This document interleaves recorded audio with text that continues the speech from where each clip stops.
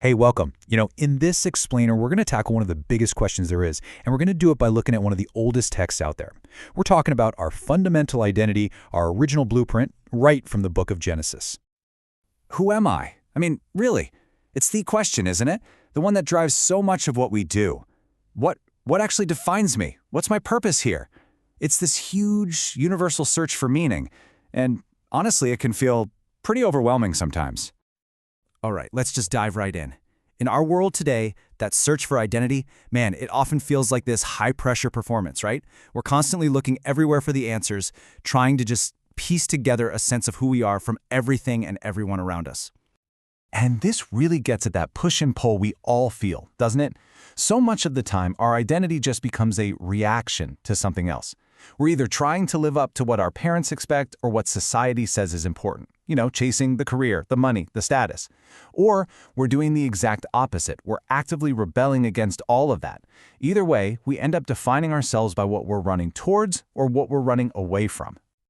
But what if this whole constant, exhausting search is, totally unnecessary? What if the answer to that big question, who am I, isn't something you have to build from scratch? What if it's something that was handed to you right from the very beginning? Because that's exactly what this ancient text suggests. So, let's play detective for a minute. Our crime scene, if you will, is the first couple chapters of Genesis, and we're on the hunt for two really foundational clues. Two clues that, when you put them together, reveal something pretty radical and profound about what it means to be human. And here they are, our two big clues. First, you've got that famous line that humanity is made in God's image and likeness.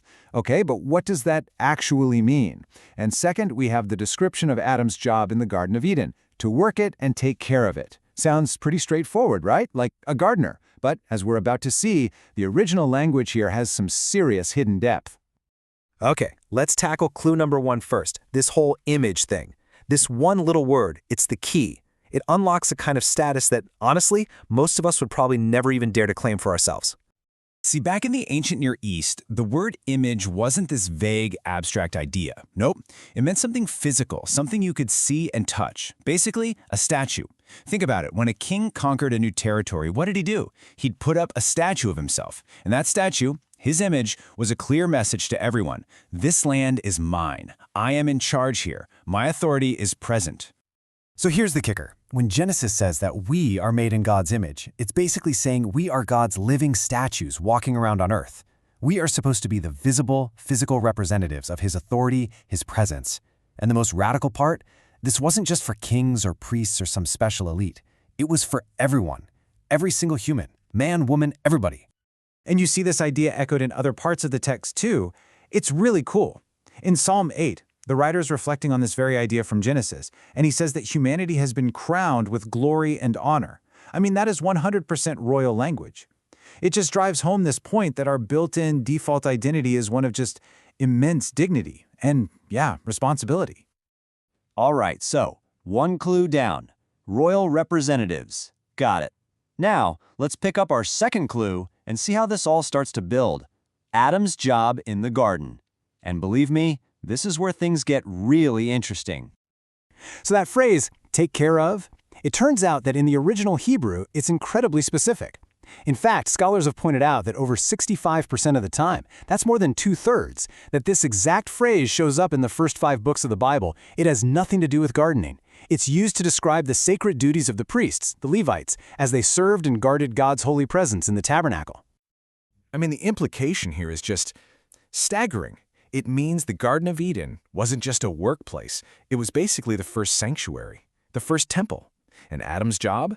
It wasn't just farming. It was service. It was worship. It was the work of a priest living and serving right there in the presence of God. So, there we have it. We've decoded our two clues, a royal image and a priestly task. So now let's put them together and see the original blueprint for what it actually means to be human. And it's a really powerful combination when you think about it. The image part, that gives us our royal role. We're God's representatives here on earth.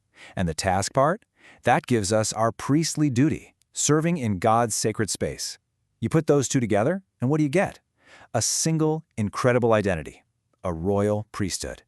That, according to the text, is the original design for humanity.